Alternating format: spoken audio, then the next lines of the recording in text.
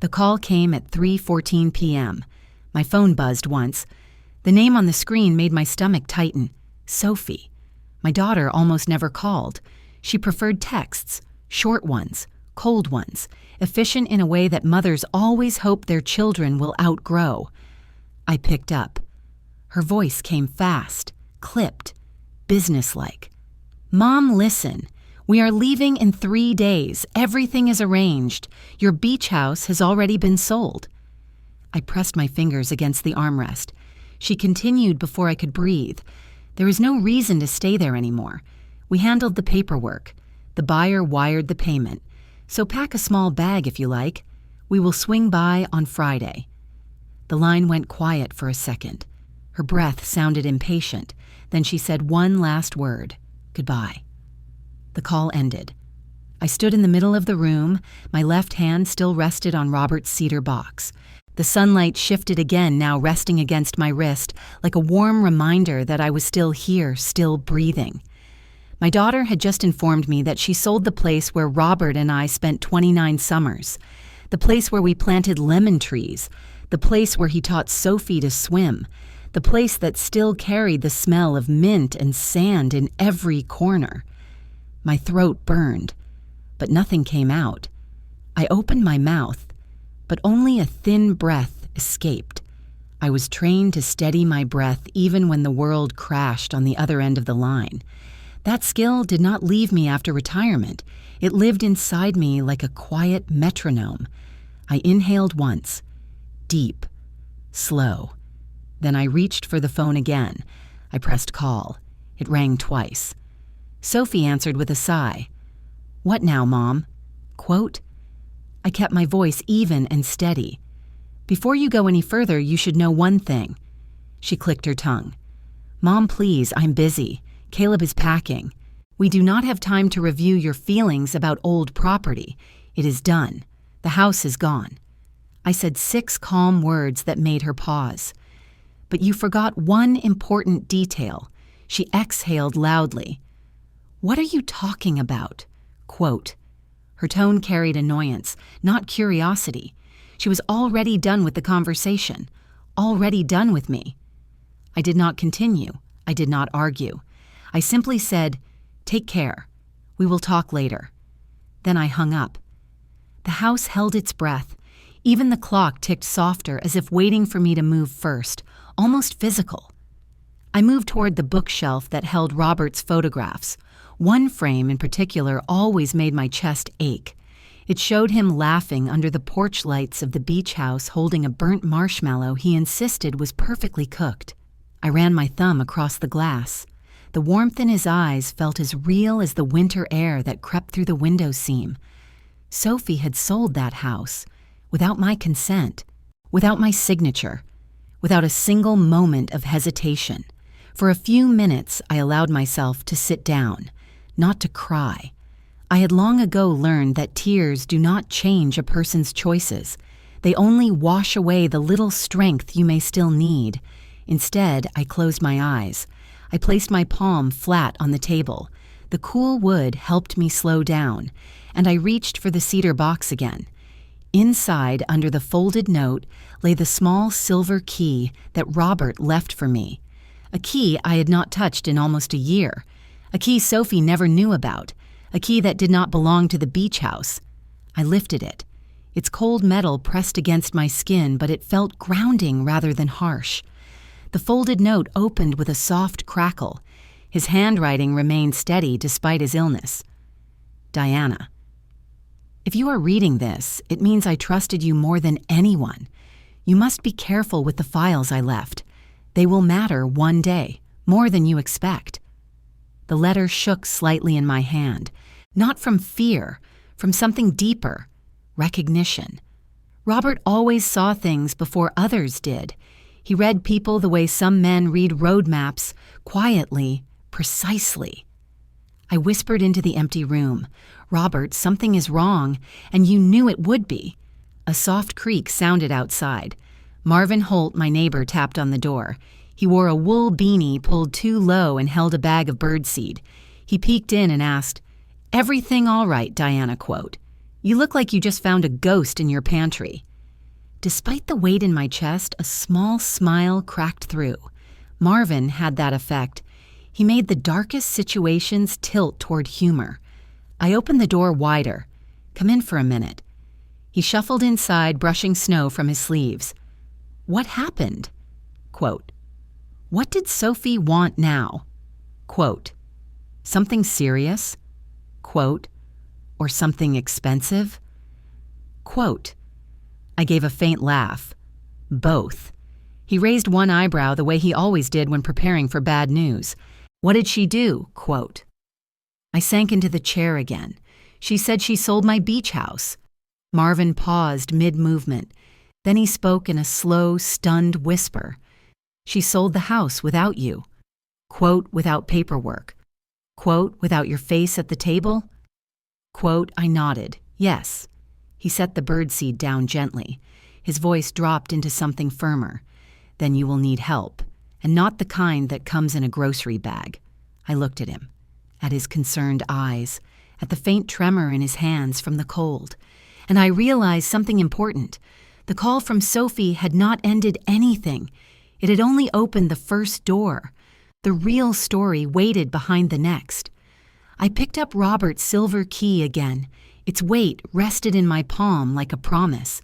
Then, with a steady breath, I said, "Marvin, I need to check something. Something Robert left behind. And I think today is the day." He blinked.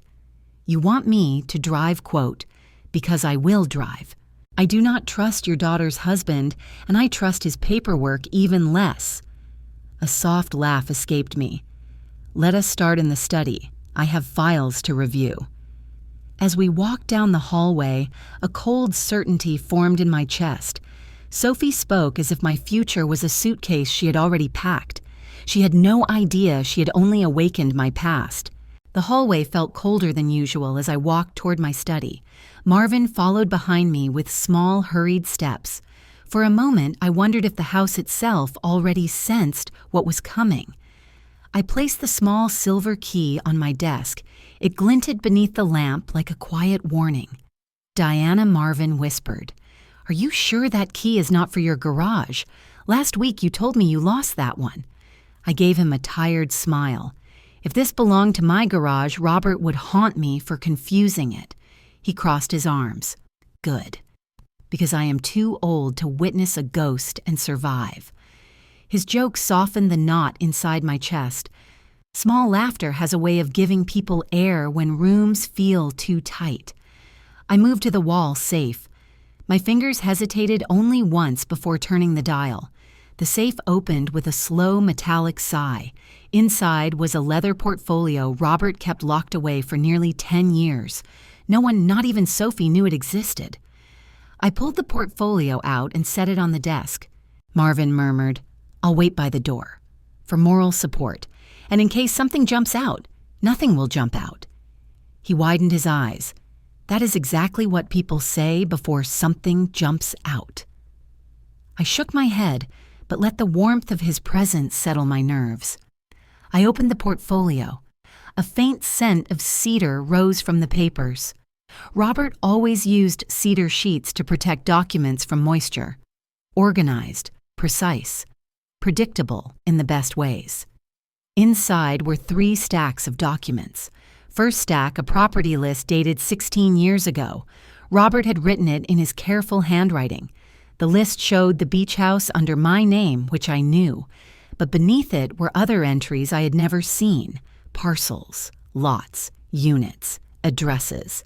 Most crossed out with notes like sold for profit or transferred for tax advantage. My heart thudded once. Hard. Marvin stepped closer. "You look like you saw something important. Should I sit down?" I held up a hand. "Let me read." I moved to the second stack, a sealed envelope with my name. I broke the seal. Robert's letter lay inside, the handwriting steadier than his voice had been near the end. "Diana, if you are reading this, I trust you are strong enough for truth. You know the beach house is yours. But there is more. Much more. Things I kept quiet to protect you from pressure, and to protect you from Sophie's impulsive choices. One day she may forget who she is. If that day comes, these documents will keep you safe. Safe. That word struck me. Robert had been worried, not about money, not about taxes, about Sophie. I exhaled slowly. The truth felt heavy on my ribs. I flipped to the third stack. The pages were thick, stamped, notarized, bound together with a clip. At the top was a title that made my breath hitch. Title Transfer, Clearview Residences, 14-unit apartment building. Underneath the title was my full legal name. I sat back in my chair. For a moment, the room tilted. Robert had left me more than savings, more than security. He had left me ownership of a building, a 14-unit building. And Sophie lived in Unit 4B of that building, the very building I owned. A cold wave spread through my body, not fear, not anger, but the start of something sharper, awareness, a slow awakening of power I had never used. Behind me, Marvin said, "Diana, why is your face doing that thing? The one it does when you are about to call a lawyer or slap someone with paperwork." I closed the folder. "Marvin, I own the building Sophie lives in." He blinked twice. "You own what?" "The building. 14 apartments, including hers." Marvin leaned against the doorframe. "Well, that is one way to win an argument. You can evict them by pointing." I shook my head. "This is not a joke." "I know. That is why I am making jokes, because otherwise I will faint." He sat down before I could tell him to. I turned the pages again, slower this time. The deed was real, notarized 8 years ago. Robert had signed everything. He kept my name off the tax records by placing the building under a shell company, a company I apparently owned. My pulse steadied. Every choice Robert made fit together. My beach house had never been the biggest piece. He had built a safety net under my life without telling me, not out of secrecy, out of protection. But why? My hand stopped on a handwritten note clipped to the back of the folder. "Diana, if Sophie ever tries to rush decisions, check this building first. It will explain more than you think, more than I think." What on earth did that mean? A jolt ran through me as another realization hit.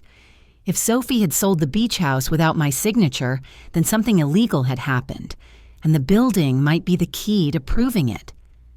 A thrill rose in my spine.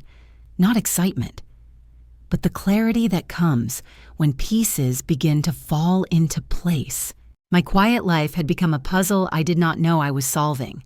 Behind me, Marvin drummed his fingers. "I know that look. That is your dispatcher brain turning on." I lifted my chin. "Marvin, something is wrong, deeply wrong. I need answers. Do you want company?" "Yes, but stay quiet." "Quiet. Sure. I am basically a ninja." I gave him a stern look. A ninja does not wheeze going upstairs. He put a hand on his chest. That was one time. The humor softened the weight of the moment. I needed that softness. Without it, the truth in these pages would crush me. I stacked the documents neatly and locked the portfolio again. My hands did not shake. If anything, they steadied. Robert had planned this. He trusted I would follow the trail when the time came. I rose from my chair. The window behind the desk faced Sophie's neighborhood. From here, I could almost see the roof of her building. My building. Something inside me shifted. A line had been crossed. Not by me. By my own daughter. I turned to Marvin. "Tomorrow, I am going to Clearview Residences." He gulped. "Should I pack snacks?" "For the road, for the drama, for both. Snacks are fine, and a camera, in case someone cries. No camera, but stay close." He nodded, serious now. "Always." I placed Robert's letter into the pocket of my sweater. The pages felt warm against my chest, as if Robert's hand still rested there. As we walked toward the living room, something settled inside me. Something calm, something sharp, something waiting. An open loop had formed, and I knew one thing with absolute certainty. Sophie thought she had taken everything from me, but she had no idea what I still held. She had no idea what Robert left behind. The next morning arrived with a gray sky that looked almost thoughtful. I drove toward Dr. Lena Rowan's office with Robert's letter in my bag and a quiet ache in my chest. Clearview Residences could wait. I needed answers before I stepped into Sophie's world. Lena's clinic sat between a bakery and a small law office. The scent of warm bread drifted into the parking lot. It softened my nerves but did not erase them. I entered the clinic and checked in. The receptionist gave me a gentle nod as if she already sensed something. Heavy followed me inside. Lena opened her door with her familiar, calm smile. "Diana, you look tired. Come in." Her voice always carried steadiness.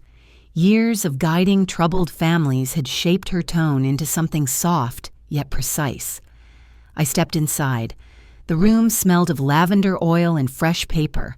Comfortable, grounded, a place where truth did not need to shout. I sat on the sofa. Lena took the chair across from me.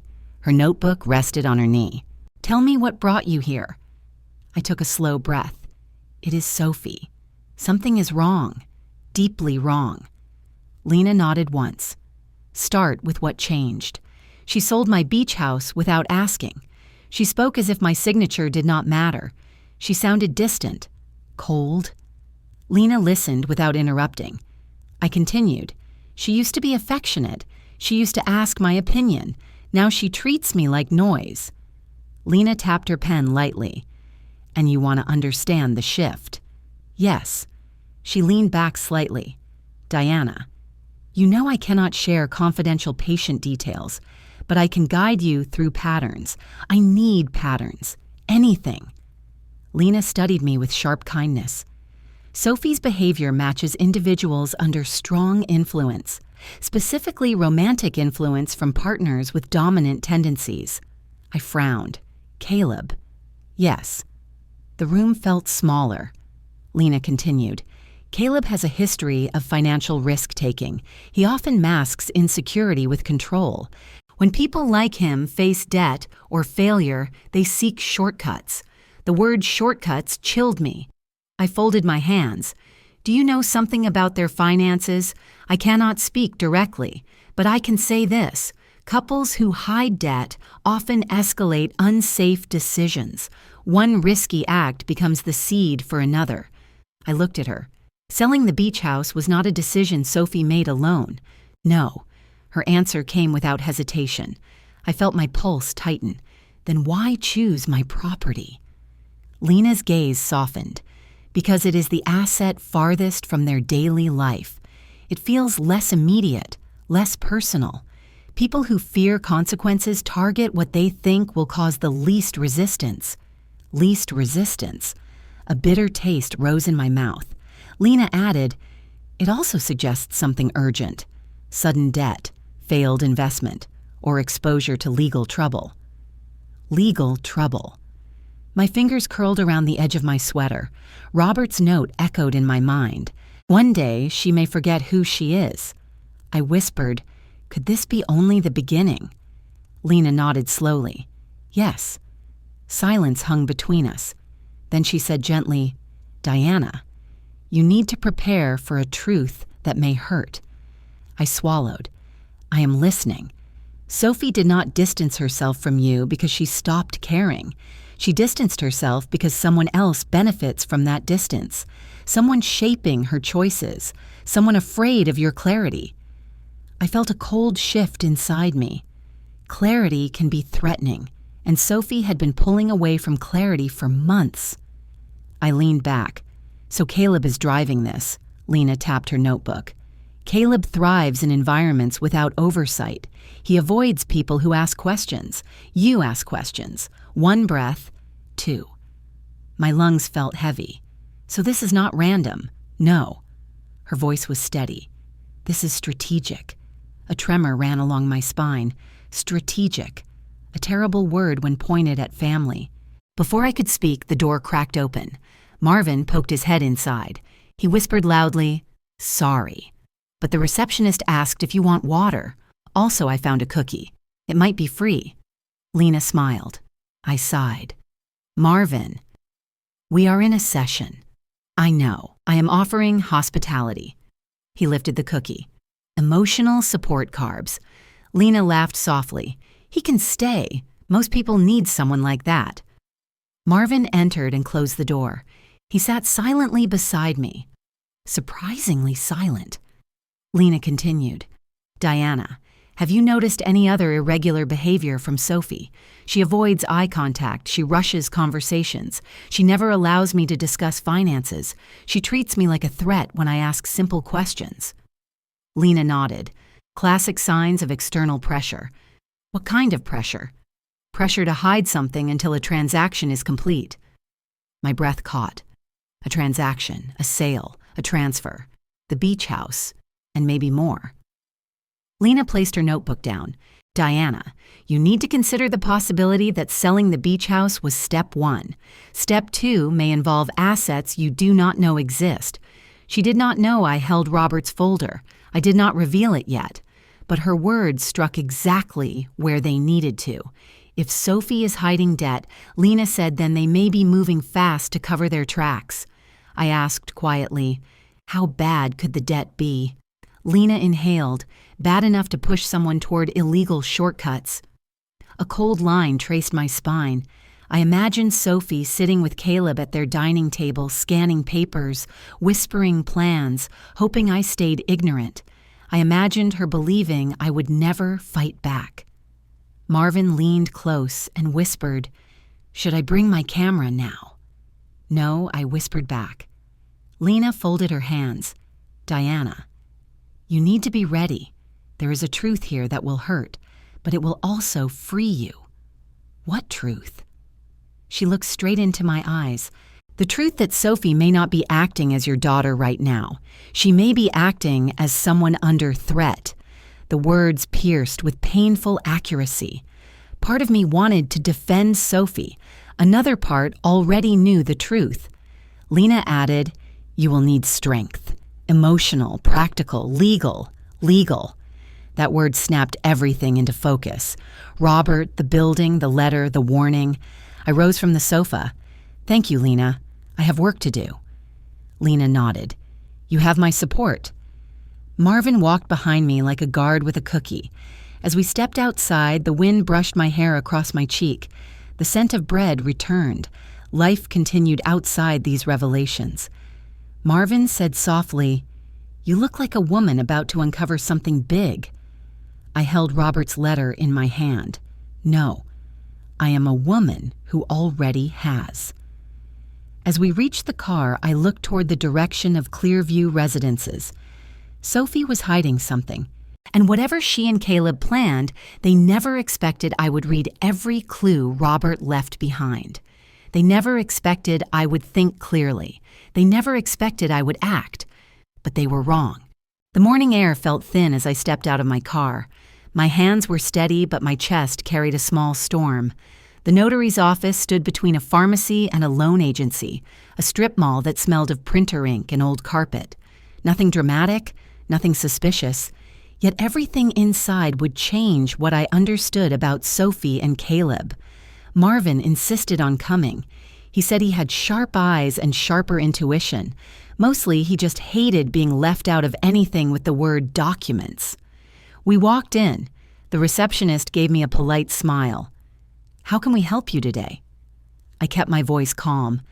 I'm here to review the file for a property transfer executed last week. The Seabrook Beach House. Her smile thinned. Do you have an appointment? No. I placed my ID and property file number on the counter, but this concerns a potential error. Marvin leaned in beside me and whispered, error is a gentle word. I prefer catastrophe. I nudged him gently. Please. The receptionist flicked her eyes at the number, then at me, then back. Something in her expression cracked for half a second. She excused herself and disappeared behind a frosted door. Marvin crossed his arms. She ran like someone who owes taxes. I sighed. Marvin. What? I observe. Sometimes I thought he had been born specifically to provide comic relief for the universe. After a few minutes, a man in a suit stepped out. He smelled like cologne and mild panic. Mrs. Hargrove, I'm Mr. Talbert's senior notary. Let's talk in my office. We followed him down a narrow hallway lined with gold-framed certificates. The office door clicked shut behind us. Talbert cleared his throat. There seems to be a misunderstanding. I folded my hands. Good. Then you can help me clear it. He swiveled his monitor toward us. The digital copy of my house sale contract appeared. My pulse tightened. I leaned forward. My signature was there, except it wasn't mine. I stared at it carefully. The slant was wrong, the loops too tight, the confidence manufactured, and a woman who signs medical reports for 30 years knows when a pen stroke lies. That, I said slowly, is not my handwriting. Talbert wiped his forehead. It was provided at signing. I turned to him. By whom? He hesitated. Marvin jumped in. Sir, I have seen more fake signatures than I've seen real friendships, and this one is faker than a $3 bill. I whispered, Please let me handle it. Marvin whispered back, I am handling it spiritually. Talbert coughed again. According to our log, the signing was delegated. Delegated. The words stung. By whom, I repeated. He clicked another file. A scanned form popped up. My breath caught. The co-signer, the delegation authorization, all bearing the same forged signature, but the name printed below, Caleb Morris, my son-in-law. A cold wave washed over me, not sharp, not shocking, just confirming. Talbert spoke softly. We verified the ID of the person claiming to represent you. What ID did he show? A driver's license. I straightened. Describe the photo. Talbert blinked. Dark hair, beard, mid-30s. Marvin muttered. So unless you've been living a double life, that ain't you. I felt my chest grow tight. Not from fear, from betrayal. A quiet old betrayal that didn't scream. It simply settled in like evening fog. I forced my voice steady. I need copies of every document signed. Originals, if possible. And your log of who came in when, with what ID. Talbert looked nervous. Copies I can provide. Originals must be requested formally. Then consider this a formal, verbal request. He hesitated. Marvin leaned over the desk and whispered conspiratorially, She used to sign more legal papers in a week than you have in a year. You should listen. Talbert nodded quickly and stood to gather files. While he worked, I scanned the screen again. The forged signature mocked me. It wasn't the theft that burned. It was the confidence, the assumption that I would never check, that I would sit quietly while someone else rewrote the story of my life. Talbert returned with a stack of papers. I placed them in my bag. At the copier, I pressed the button with steady fingers. The machine hummed. Each page came out like a small truth freed. Marvin whispered, You know I've seen counterfeit coupons, fake raffle tickets, even forged PTA forms. But this one, he tapped the paper. This one deserves an award. Despite everything, I laughed under my breath. A small, dry laugh. Thank you, Marvin. For what? For being here. I like justice. And snacks. But mostly justice. When we stepped outside, the sunlight felt too bright. My eyes needed a second to adjust. My life had turned into a trail of missing pieces, and now I had the first one firmly in my hand. I walked toward the car.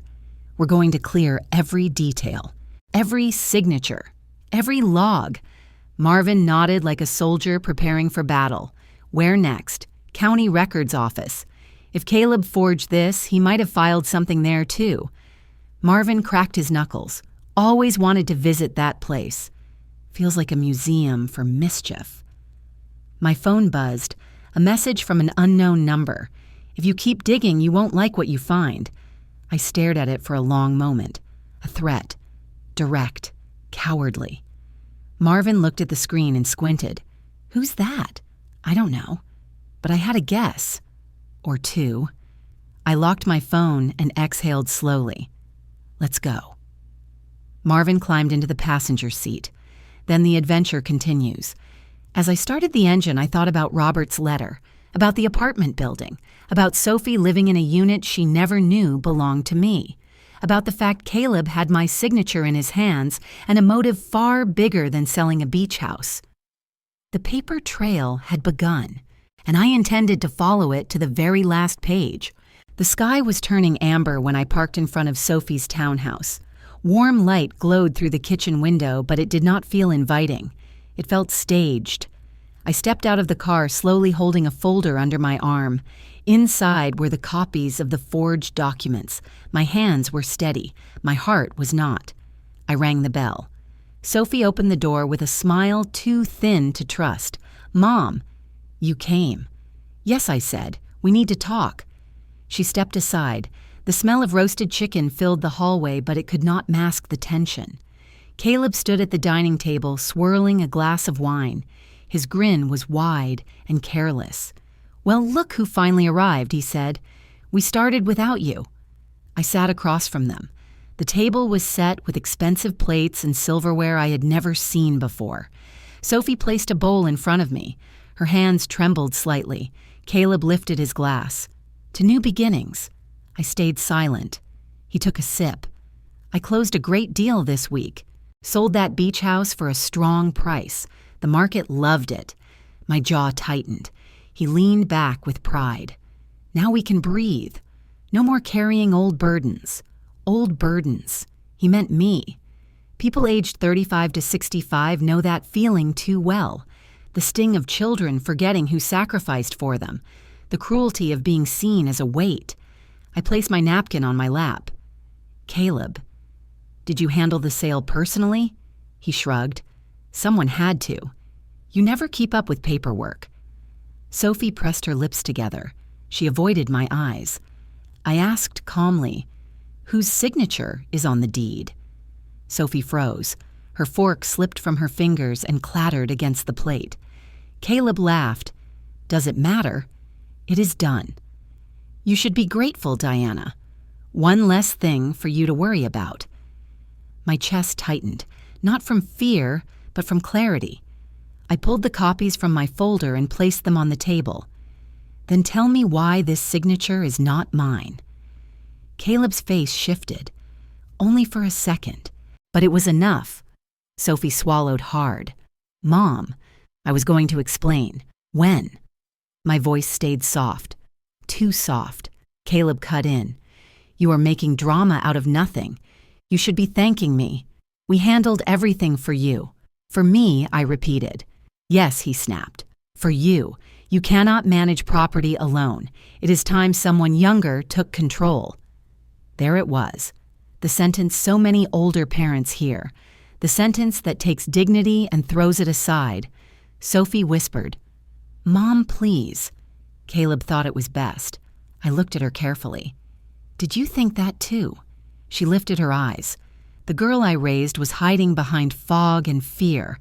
"I do not know," she said quietly. Caleb groaned. "Sophie, do not get emotional. She needs to learn her place." Her place. I felt something inside me settle. I asked Caleb, "Did you forge my signature?" He smiled sharply. "Prove it." I held his gaze. "I intend to." The room fell silent. Only the sound of the fridge humming filled the space.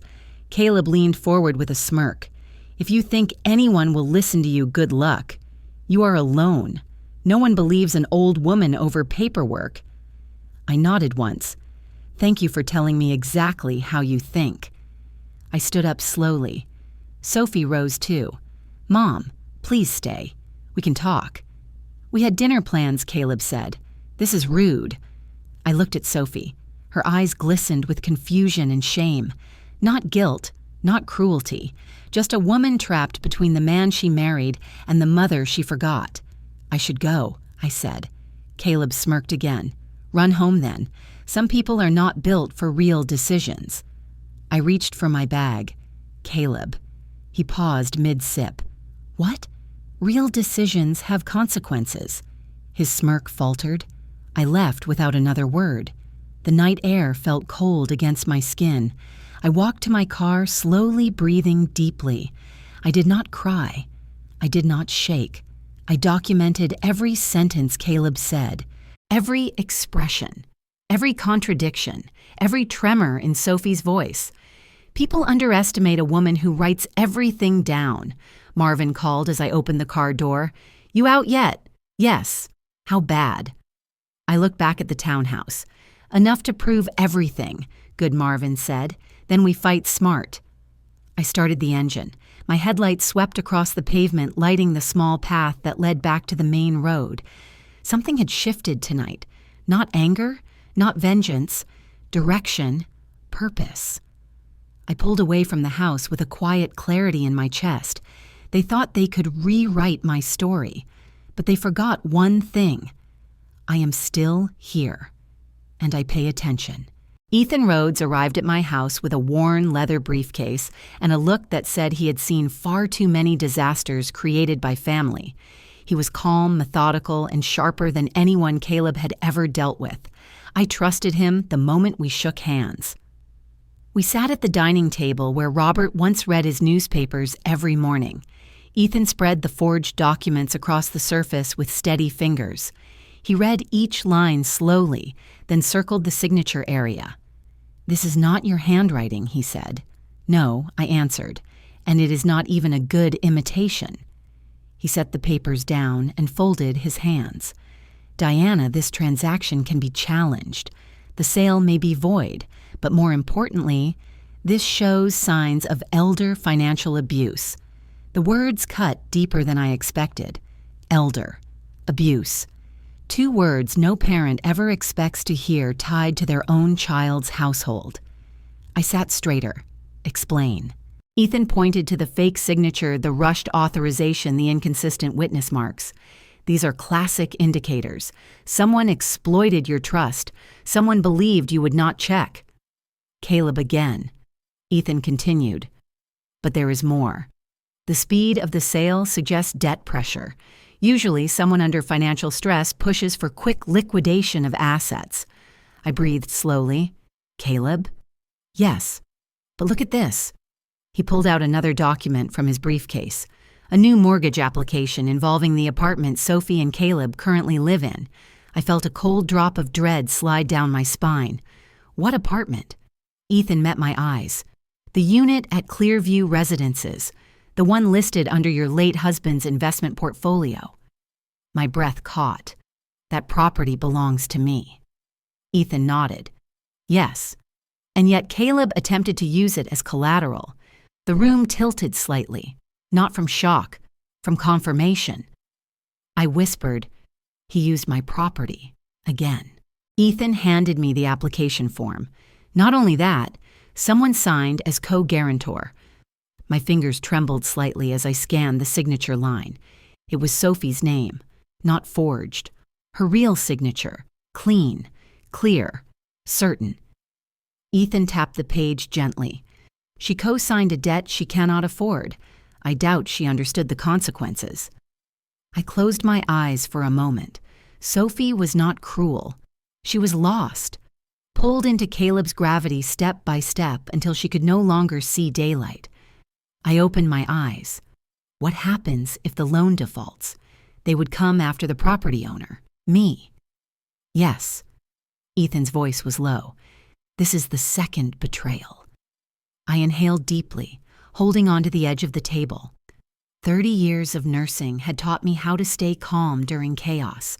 This moment required that skill more than any emergency shift ever had. So Caleb is gambling with assets that are not his. Exactly, Ethan said, and he is doing it quickly. That is dangerous. I stood up, feeling a slow burn rise in my chest. I need to verify this with the bank. "I will come with you," Ethan replied. "You should not face this alone." Before we left, Marvin appeared at my door, holding a coffee cup with a crooked lid. I heard shouting, or maybe it was my TV, hard to tell. "But I am coming too." Ethan gave him a puzzled look. Marvin grinned. "I am comic relief and backup." I almost smiled. "Fine, let's go." The bank lobby smelled like cold air and carpet cleaner. People whispered over loan forms and deposit slips. The world moved normally here, orderly, predictable, yet my life felt like someone had pulled a thread loose and kept tugging. A manager named Laura met us in a small office. She had kind eyes and a firm handshake. How can I help you today? I placed the mortgage application on the table. I need to confirm if this was filed. She scanned the document. Her eyes widened slightly. Please give me a moment. Her fingers raced across the keyboard. Seconds felt heavy. Then she looked up. Yes, it was submitted 3 days ago. 3 days. Right before Sophie called to tell me the house was sold, I asked carefully who submitted it. She turned the screen toward us. Applicant Caleb Morris, co-guarantor. Sophie Morris, property owner, listed Diana Hargrove. Laura frowned. You did not authorize this? No, I thought so. You are not even listed as present during submission. Ethan leaned forward. Was the document accepted? Not yet. We flagged it because the property records did not match the authorization they provided. Thank God, Marvin whispered dramatically. Laura continued. We were planning to call you tomorrow. I closed my eyes briefly. The relief was sharp, almost painful. Sophie had signed something she never should have touched, but I was grateful it had not gone through. When I opened my eyes, Laura spoke gently. Mrs. Hargrove, do you want us to freeze any pending applications involving your properties? Yes, I said. My voice was steady. Freeze everything. Ethan nodded with approval. Laura added, would you like to place an alert on your name as well? It will block any attempt to use your identity for financial matters. Yes, please, she typed quickly. Done. I felt something settle inside me. Not peace, not yet, but control. Outside the bank, the sun was beginning to set. A long orange stripe stretched across the sky. People walked past us with grocery bags and work IDs. Normal lives. Lives untouched by the kind of betrayal that comes from your own family. Marvin nudged me gently. You okay? I am thinking. Thinking what? That Caleb is desperate, I said, and desperate people take risks. Ethan nodded. And now that you blocked him, he might escalate. You need to prepare. I am prepared, I said, and I meant it. Sophie might have believed she was helping her husband. Caleb might have believed he could outsmart me, but they both forgot something crucial. I have lived long enough to know how to fight quietly, patiently, strategically, and this time I would not let anyone rewrite my story. Not Caleb, not even Sophie. Marvin knocked on my door early the next morning. His hair was messy, and he carried an old camcorder pressed against his chest like a newborn. I had not seen that device in years. He walked in without waiting for permission. Diana, you need to sit. I am already sitting, I said. Sit harder. I sighed. Marvin, what did you do? He placed the camcorder on the table. I recorded something. I stared at him. Recorded what? He took a deep breath. I set up my old camera facing Sophie's building. I wanted to keep watch, not for spying, for safety, for safety. His heart was always in the right place, even when his methods belonged in a detective movie. He pressed play. The screen flickered. Grainy footage appeared. The timestamp blinked in the corner. We saw the entrance of Sophie's building lit by weak hallway lights. Then Caleb appeared, not alone. A young woman walked beside him. She laughed softly and touched his arm. Caleb leaned close, too close for any doubt. My chest tightened. The footage jumped to another evening. Same woman, same closeness, same betrayal. Marvin whispered, there is more. He fast-forwarded. Caleb and the woman walked toward the door. Caleb looked around, unaware of the camera. His voice was muffled but clear enough. I got the money from my mother-in-law, he said. We are almost done. The woman laughed. Told you she would not notice. I felt something inside me fracture, not loudly, not violently, but like porcelain, cracking under pressure, one thin line at a time. I placed my hand on the table to steady myself, not because I was weak, because the truth deserved a moment to settle. Marvin paused the tape. Diana, say something. I took a slow breath. Thank you. He blinked. For what? For showing me the last piece. He leaned closer. Are you okay? I am not, I said. but I will be. My voice sounded calm. Too calm. The kind of calm that comes from being pushed past disbelief into full clarity. Marvin stood up. I should call Ethan and Lena and maybe a news station. I shook my head. Not yet. He hovered, unsure if he should hug me or hand me a snack. After a long moment, he left quietly. I stayed there alone. The morning light filtered through the window. Dust floated in the air like small drifting thoughts. I was not crying, but there was a heaviness behind my ribs that felt like unspoken grief. The grief not of losing Sophie, but of losing the version of her who once called me Mom with sincerity. A soft knock pulled me out of my thoughts. It was Lena. She walked in without a word, sat beside me, and took my hand. Her presence filled the room with the same steady warmth her clinic carried. I came because Marvin called, she said. He was panicking. Said you saw something difficult. I nodded. Do you want to talk? No, I want to breathe. We sat in silence. Not awkward, not forced, just two women who understood that sometimes the truth must be absorbed quietly before being faced out loud. After a few minutes, Lena spoke softly. Diana, what you saw was betrayal. But betrayal does not make you weak. It makes you aware. I closed my eyes. It hurts. It should, she said. That means you still have a heart. I let out a shaky breath. Sophie is being pulled into something she does not understand. Yes, Lena said, and Caleb knows she trusts him blindly. I looked at the paused footage on the camcorder. He never loved her. People like Caleb love control, Lena replied. Not people. Her words stung with truth. She squeezed my hand. Do not make decisions while your heart is in shock. Give yourself space. Think like the nurse you were. Clear, precise, step by step. Her reminder grounded me. I had forgotten how strong I once was. But strength does not disappear. It only goes quiet. My phone rang suddenly. The screen flashed Ethan Rhodes, I answered. Ethan. His voice was urgent. Diana, we have a problem. My pulse quickened. What happened? There is another transaction, he said, one you did not know about. I stood up instantly. Tell me. I need you to come to my office now. It is serious. Lena watched my expression shift. What did he say? She asked. I exhaled slowly. There is more. She stood with me. Then we face it. One piece at a time. I grabbed my coat, my folder, and the camcorder, not because I wanted to hold on to the evidence, but because it was time to turn evidence into action. As I stepped out the door, a strange clarity filled me. The first betrayal had shaken me. The second had angered me. But this last one, the lie Marvin uncovered, had changed something deeper.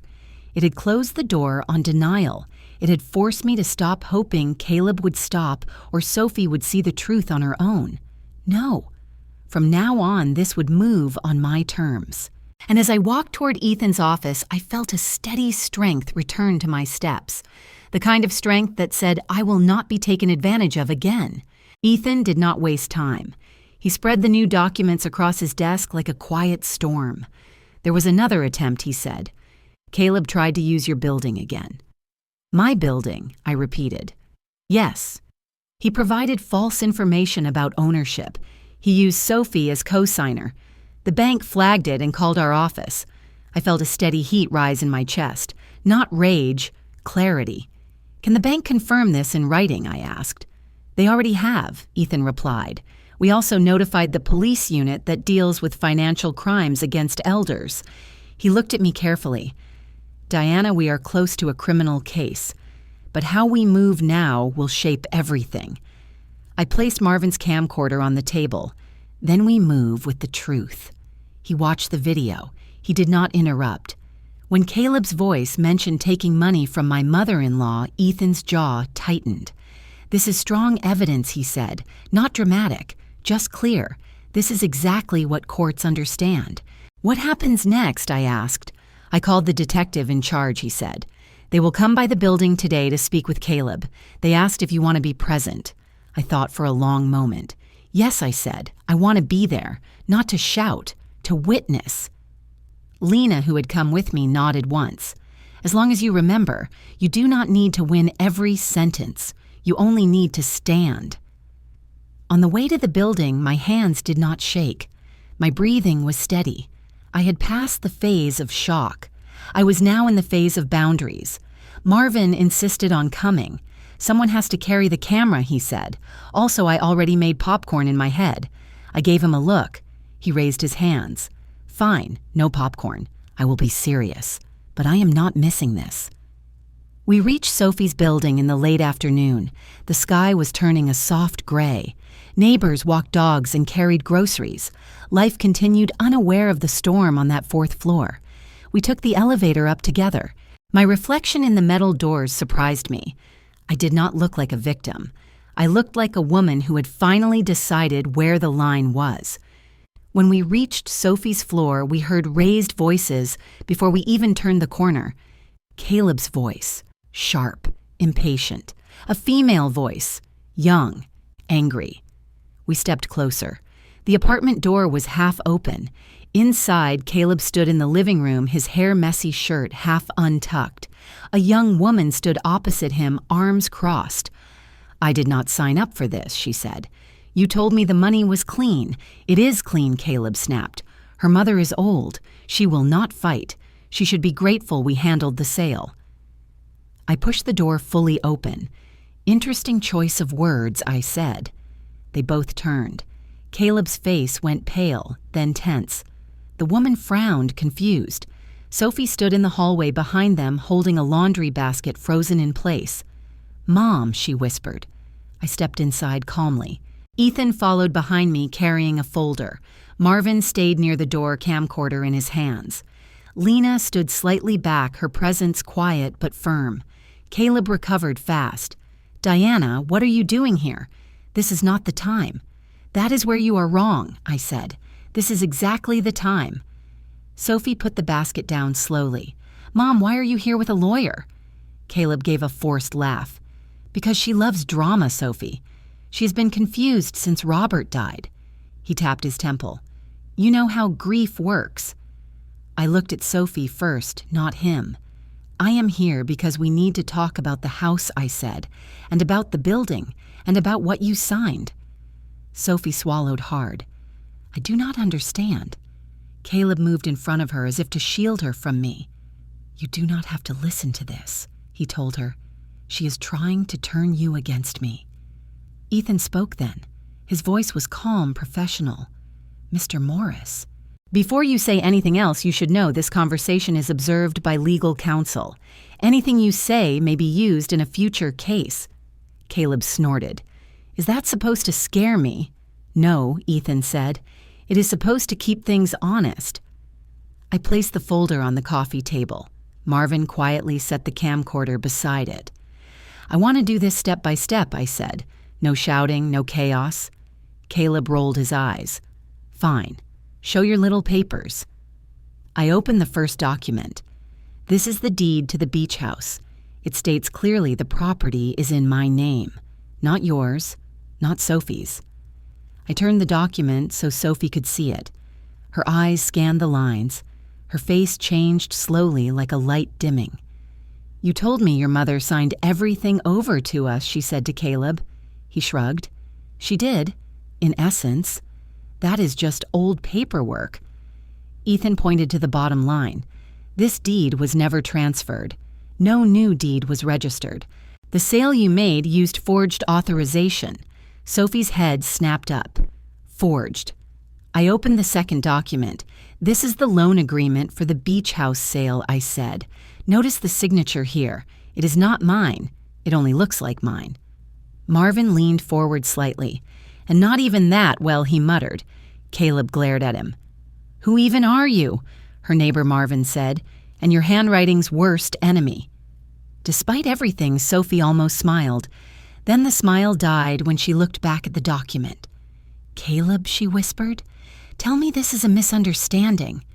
He spread his hands. Of course it is. These people are twisting things. Banks make mistakes. Lawyers overreact. Ethan remained steady. The bank did not overreact. They flagged another transaction, this time involving this building. I pulled out the third document. The building where you live belongs to me through a company Robert created. Sophie stared at me as if I had spoken another language. This building is yours. Yes, I said softly. Your father bought it years ago. He put it in a holding company. I am the sole owner now. Ethan pointed at the document. Despite that, Mr. Morris tried to use the apartment as collateral again. He claimed ownership. He added Sophie as co-signer. Sophie shook her head slow and fearful. I signed a lot of forms, she said. You told me they were standard Caleb. You said they were for the renovation loan. They were, he insisted. This is all technical wording. Lawyers make everything sound sinister. I pressed the pause button on the camcorder and turned the screen towards Sophie. The video appeared. Caleb at the door, the young woman with him, his voice on the recording. I got the money from my mother-in-law. We are almost done. The young woman in the room stiffened. You recorded him, she said. I did not, I answered. My neighbor did. For safety. Sophie stared at the screen as if it were a mirror showing a stranger. Caleb, she said. What did you mean by almost done? He laughed weakly. Jokes. People say things. The young woman shook her head. You told me her money was yours. You said the house was yours. You said she was sick. Sophie turned to him. You told people my mother was sick. Caleb snapped. Mentally, yes. You know she is not stable. Look at this circus. I took a breath. Sophie, listen to me. She looked at me, eyes filling fast. I am not here to destroy you, I said. I am here to stop a pattern, to stop him from using you, from using me. I did not know, she whispered. I swear, Mom, I did not know. I know, I replied. That is why I am not shouting. Caleb grabbed his jacket. I do not have to stand here for this. He moved toward the door. At that moment, there was a firm knock. Then the door opened wider. 2 officers stepped inside with measured calm. Behind them, Ethan raised a small folder. Mr. Morris, one officer said, We need to talk to you about suspected fraud and elder financial abuse. Caleb's face drained of color. This is ridiculous, he said. You all are insane. The officer did not raise his voice. You have the right to remain silent. You may contact an attorney. This is my home, Caleb shouted. You cannot do this. It is not your home, I said quietly. Legally, it never was. For a moment, the room froze. The young woman took a step back. Sophie covered her mouth with her hand. The officers did not drag him. They simply guided him toward the door with firm hands. There was no shouting from them, no drama, just procedure. As Caleb passed me, he hissed, You think you won? I looked at him with a calm I had earned. I think the truth finally caught up, I said. They led him out into the hallway. The door closed. Silence filled the apartment. Not empty, heavy. Sophie sank onto the sofa. Her shoulders shook, but no sound came out at first. I sat beside her, not too close, not too far. I am so sorry, Mom, she finally whispered. I hurt you. I believed him. I let this happen. You trusted the wrong person, I said. That is a mistake, not a crime. She looked up at me. Tears streaked down her face. But you were the one who paid the price, she said. You and Dad's work. Everything. Not everything I said. I pointed gently to the folder on the table. The deeds, the company papers, the proof the house and the building still tied back to us. We still have what matters most, I said, the truth, the law, and the chance to do this better. Marvin cleared his throat quietly by the door. Also, we still have my camera, and I am charging rent for emotional damage. Sophie let out a wet laugh through her tears. It was small, but real. Lena touched her shoulder. Today was painful, she said, but it was also a clean cut. From here, healing can start. I looked around the apartment. The place Caleb had tried to turn into a tool, the place my daughter still called home. For the first time since that phone call in the waiting room, I felt that justice had stepped into the room. Not loud, not vengeful, just present. And I knew this was not the end. It was the moment the story finally turned. The morning after the confrontation, the building felt different, quieter. Not because the walls had changed, but because an illusion had finally died. Ethan called me early. Diana, the detectives moved fast, he said. Caleb spent the night in custody, Financial Crimes Unit. They take this seriously. I poured coffee into my favorite mug, the one Robert bought at a gas station on a long drive. Simple. Solid. What happens now? I asked. The prosecutor will review the evidence, Ethan replied. Video, documents, bank flags, your age. It all matters. He paused for a moment. This is not just a bad son-in-law story, he said.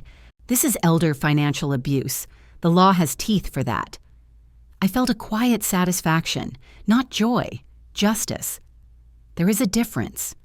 Will Sophie be dragged into this? I asked. She is listed as a possible victim, he said, not a suspect. We will keep it that way. After the call, I stood at my kitchen window. The street looked the same. Cars, trash cans, Marvin arguing with the mailman about junk flyers. Life goes on even when your personal world has cracked. By noon, Ethan had sent me a summary email. The fraudulent sale of the beach house had been formally challenged. The buyers were notified. The bank had frozen the transaction. By late afternoon, we received written confirmation. The sale was void. The house was back under my name, on paper at least. Congratulations, Ethan said in his office. You officially own your beach house again, clean, no debt, no lien. I nodded slowly. It never should have left my name, I said. True, he replied, but the system recognized the fraud. That is important here. The corporate part of the story was not glamorous. There were no dramatic meetings. There were forms, emails, long calls with risk departments and compliance teams. Ethan walked me through each step. The bank is protecting itself, he explained. But in doing so, they are also protecting you. That is the quiet side of corporate justice. Meanwhile, the prosecutor's office requested a formal statement from me. A young detective came to Ethan's office. Her name was Martinez. She wore a neat bun and tired eyes. Mrs. Hale, she said, I am sorry you are going through this. I wish I could say your case is rare. It is not. I believe you, I replied. She turned on a recorder. No drama, just procedure. She asked about my age, my health, my relationship with Sophie. She asked when Caleb started handling documents. She asked who brought the papers, who explained them, who rushed me. I answered each question carefully, not to hurt Sophie, to draw a clear line. Did you ever authorize Caleb to sign for you? She asked. Never, I said. Not once. When we finished, she turned the recorder off. One more thing, she said. I know this is personal, but pressing charges is not only about you. It helps us set a record. It stops patterns. I understand, I said. I am not doing this to destroy him. I am doing it to stop him. She gave a small nod that said she had heard that line before, but still respected it. Outside Ethan's office, Marvin waited on a bench with a paper cup of coffee. How did it go? He asked. Less screaming than television, I said. Good, he replied. Real justice should not need a soundtrack. We both smiled. The corporate thriller part of my life continued with letters. The buyers of the beach house wanted answers. Their attorney sent questions. Ethan responded, We are not fighting them, he said. They are victims too. They will get their money back from the bank. The bank will chase Caleb. It is like a chain, I said. Yes, he replied. And you were at the end of it. Now we are moving you out of the line. The building where Sophie lived also went through a quiet earthquake. Administrative changes transferred full visible control of the property from the holding company to me personally. It did not change reality. It just made the truth visible. One afternoon, I sat at my kitchen table with all the updated papers spread out. Deeds, Company records, bank letters, prosecutor notices. It looked like a life written in black and white. Sophie came in slowly. She had moved back with me after Caleb's arrest, not as a child returning home, as a woman with nowhere else to land. "Is that all about the house?" she asked. "And the building," I said. "And Caleb. And you." She pulled out a chair and sat across from me. Her shoulders slumped, but her eyes clearer than before. "What did they say about the sale?" she asked. "It has been canceled," I said. "Legally void. So you have the house back," she said. "Yes," I replied. She took a breath. "Then you are okay, at least with that." "No," I said gently. "That is not what okay means here." She frowned. "What do you mean?" I picked up one of the letters from the bank. "This is about the loans Caleb took," I said. "Some in his name, some with your signature, some with forged signatures. I did not understand what I was signing." She said, "He told me it was for renovations, normal paperwork. I was stupid." "You were trusting," I said. "Stupid is a different word." Tears built in her eyes but did not fall yet. "Are we in debt?" she asked. Am I? "Yes," I said. "Even with the fraudulent parts under investigation, there are still some credit lines where the bank sees you as responsible." Her shoulders tightened. "How bad?" she whispered. "Not as bad as it could be," I said, "but bad enough that you cannot pretend it is not there." We sat in silence for a long moment. The refrigerator hummed. A car honked outside. Life continued. "I can pay," she said quickly. "I can get 2 jobs, 3. I will figure it out. I will not let you pay for this." I looked at her carefully. "This is where we need to be very clear," I said, "for both of us." She swallowed. "Okay, I will not let you lose everything I said. I am your mother. I will not watch you drown." Relief flashed across her face. Then it faded when she realized I was not finished. "But I also will not rescue you from every consequence," I added. "That is not love. That is erasing your chance to grow up." She blinked slowly. "In other words," she said, "you will not fix everything for me." "In other words," I replied, "I will stand beside you while you fix it yourself." The words landed heavy but not cruel. "This feels like punishment," she whispered. "It is not punishment," I said. "It is responsibility. There is a difference. Punishment wants you small. Responsibility wants you taller." A tear finally dropped down her cheek. "So what does that mean exactly?" she asked. "It means I will cover the legal fees with Ethan," I said.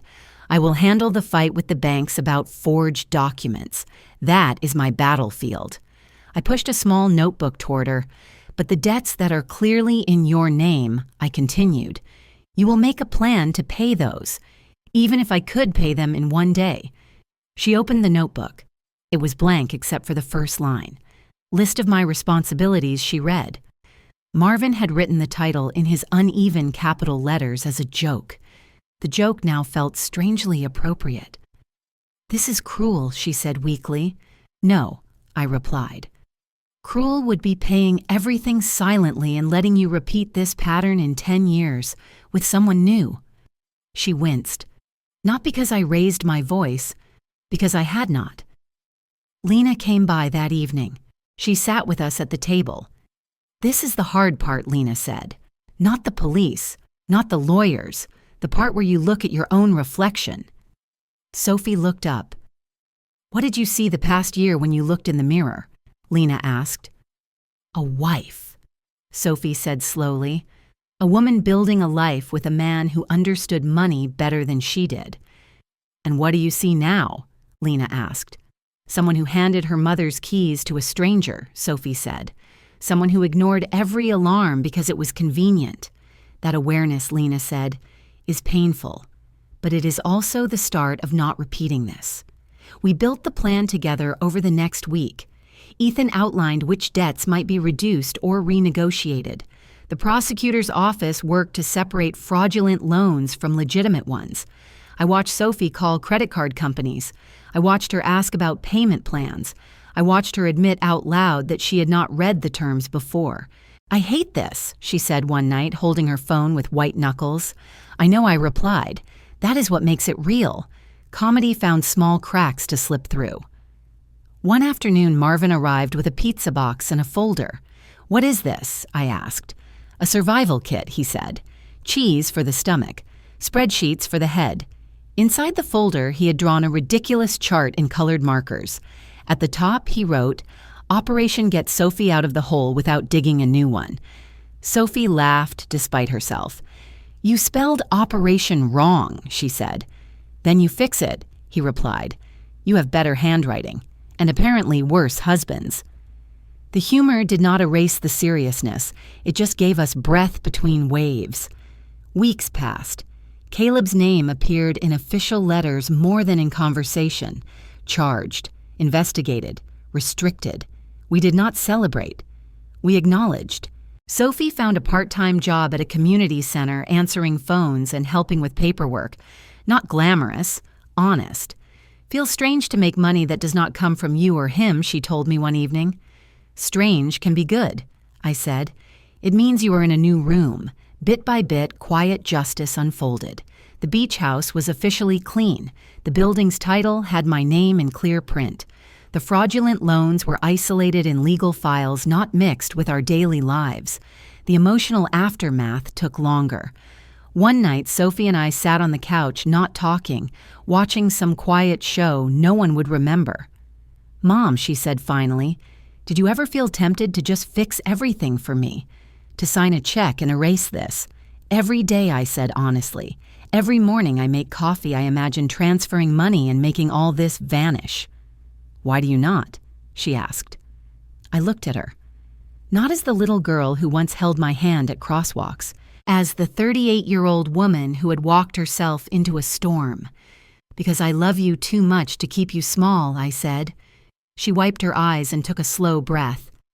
"I hate this phase of my life," she said, "but I am starting to like the person I am becoming in it." For people our age, that is not a small sentence. In that moment, I knew my choice had been right. Not easy, not soft, right. I had not taken revenge. I had not abandoned my daughter. I had done something harder. I had refused to save her from reality. And as I watched her study the notebook titled List of My Responsibilities, I saw what Caleb never wanted her to have: a backbone, not made of money, made of truth. 6 months later, the air at the beach house felt different, lighter.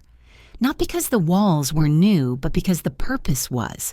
The porch still faced the same ocean, the same waves, the same wind that had watched my family grow and crack. But now, on the front gate, a small metal sign read, "Harbor House Temporary Shelter for Women Recovering from Financial Abuse." I had chosen the name myself, Harbor, a place where you rest, repair, and then leave stronger. Sophie parked her old sedan in the driveway and got out with a stack of folders. "Mom," she called. "The social worker from the city is coming at 10. We need the intake forms ready." Her voice held something new, weight and steadiness at the same time. "I put the forms on the dining table," I said, "next to the coffee. The important part is the coffee." She smiled, a real smile, not the tight, guilty one from before. Inside the living room had changed, too.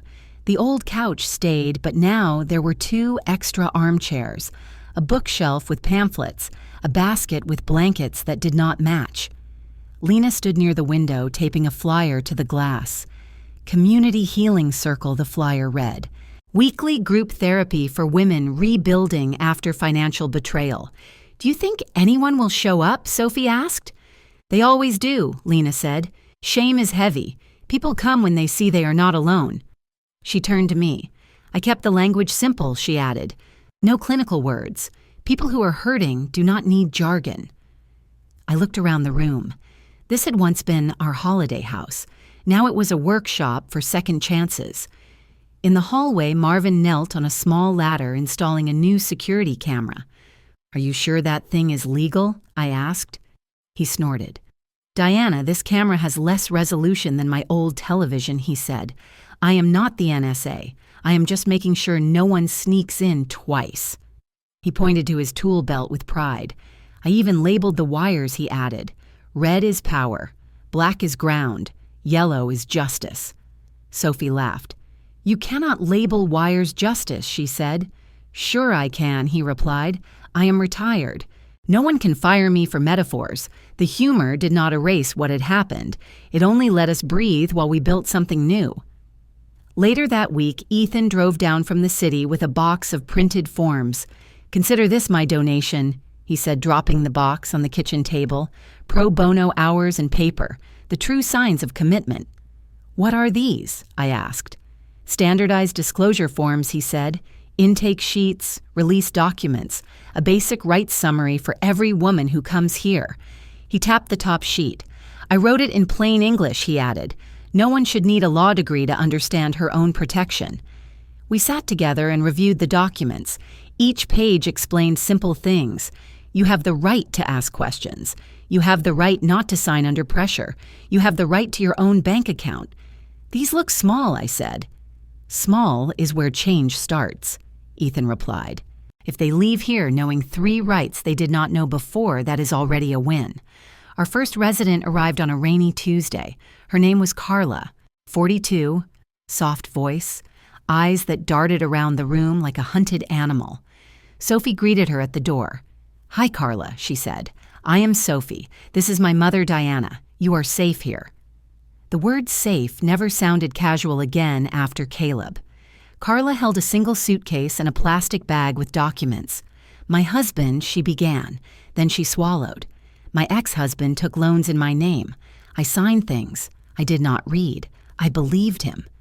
Sophie's throat moved. I understand, she said quietly. You are not the only one who trusted the wrong person. I watched my daughter lead Carla to the small guest room overlooking the water. There was a simple bed, clean sheets, a lamp, a little vase with lavender from my garden. That lavender had seen me cry alone. Now it watched women pack their courage. Outside, Marvin adjusted the camera angles. I set them to cover the gate and the porch, he said. Nothing inside the house. Privacy first, evidence second. You sound like Ethan, I told him. Do not insult me, he replied. I was suspicious long before Ethan went to law school. Lena came every Thursday afternoon. She brought a box of tissues and a notebook. Sometimes 3 women came, sometimes 5, sometimes 1. They sat in a loose circle in the living room. They shared stories of signatures they did not understand, of houses sold without their knowledge, of adult children who treated retirement savings like a prize. Sophie sat in those circles sometimes. Sometimes she talked. Sometimes she just listened. One day, after a session, she joined me on the porch. How did you stand it? She asked. Hearing all this and not breaking in two, I did break, I said. I just learned to break in a way that grows back stronger. She rested her head on my shoulder. I want to be like that, she said. Not hard, just strong. You are on your way, I replied. Her life had changed in smaller, quieter ways, too. She took a regular job at the community center, part-time at first, then full-time. She managed schedules, coordinated volunteers, and translated legal notices into human language. Her paycheck was not large, but it was clean. She tracked her expenses in a simple notebook. Every month she made small payments on the debts that still carried her name. One evening she sat at the kitchen table with her spreadsheet. I paid off one of the credit lines today, she said. That is good, I replied. You know what feels better than buying something new, she asked. Not owing anyone for something old. That sentence I thought could be a whole class. Caleb's story continued in the background. Ethan forwarded updates now and then. Caleb had accepted a plea deal, reduced sentence in exchange for admitting the fraud and cooperating in other investigations. I did not attend the hearings. I did not need to see his face to feel the weight of the gavel. One afternoon, I received a letter from the prosecutor's office. It explained the outcome: sentence length, restitution order, conditions after release. I read it once. Then I placed it in a file labeled closed. That was all the revenge I needed. The rest belonged to the state. The real action unfolded at a slower pace. Carla stayed 2 months. She left with a new job, a separate bank account, and the number of a counselor. Another woman arrived, then another. They did not see themselves as victims at first. They saw themselves as foolish, gullible, weak. I told them the same thing every time. Trust is not a flaw, I said. The flaw is in the people who weaponized it. On Saturday mornings, we held informal money coffee talks at the kitchen table. Ethan explained basic things: interest rates, power of attorney, joint accounts, what to ask before signing anything. Marvin brought donuts and interrupted every few minutes with sarcastic comments. So if a man says, "Sign this," or "You do not trust me," you say, "Correct," he would add. The women laughed. The laughter sat beside pain. They did not push each other away. I kept working my small garden by the side of the house: lavender, rosemary, tomatoes that refused to grow straight. When the women sat on the porch in the evening, the smell from the garden reached them with the breeze. "It smells like peace here," Carla once said. "It smells like work," I replied. Peace is what comes after the work. One night, Sophie and I drove back from the house to the city in my old car. The sunset stretched across the highway in slow orange lines. "Mom," she said, keeping her eyes on the road, "do you ever wish none of this had happened? No betrayal, no loans, no shelter. Just normal life." Sometimes I answered, but then I think of Carla, of the women in Lena's circle, of you. She frowned slightly. Of me, she asked. If none of this had happened, I said, you might never have seen who you could be when life is stripped of illusions. She was quiet for a long moment. "Do you like who I am now?" she asked softly. "Yes," I said, "very much." Back at my small house in town, the walls felt less empty. Sophie had her own place again by then, a modest apartment she could afford on her salary. She still came over 3 times a week, sometimes to talk, sometimes just to share silence. One evening, she arrived with a stack of pamphlets. "What are these?" I asked. "A project," she said. "I am working with the community center to start a program on financial literacy for older adults. We want to partner with Harbor House." I looked at the pamphlet cover. "Money and Dignity," it read. "Tools for protecting yourself and the people you love." "This is good," I said. "It is not just for women," she added. "It is for anyone who feels lost with paperwork. I was one of them. Now I want to be on the other side of the table." I reached out and took her hand. "You already are," I said. "The years ahead will not be magic. Bills will still come. People will still lie. Cases like mine will still appear on Ethan's desk. But something has shifted. In my house, in my daughter, in me." On the last recording day for this story, I sat by my window with the microphone nearby and a cup of tea in my hand. The script in front of me was simple, just a few lines to close the circle. I thought about the night Sophie called from the doctor's waiting room, her voice full of cold certainty. I thought about the manila envelope Robert had left behind. I thought about Harbor House and the women who would walk through its door after me. Then I spoke the only words that truly summed it up. You can't choose the people who hurt you, but you can choose the dignity you walk away with. As I sit here today, looking back at every choice, every scar, and every moment of quiet strength, I realize something simple. Healing does not arrive all at once. It comes in small steps. It comes in honest conversations. It comes when you decide to stop carrying what is not yours. If my story reached you in any way, I hope it reminds you of your own resilience. You are not alone in your battles. You are not defined by the people who hurt you. You are defined by the dignity you choose to keep. If you want to share your thoughts, check the pinned comment below. Tell me where you are watching from. Your voice matters here. Your story matters too. And if this journey touched you, please like the video and subscribe for more real stories of strength recovery and quiet justice. Thank you for staying with me until the end. I will meet you in the next story.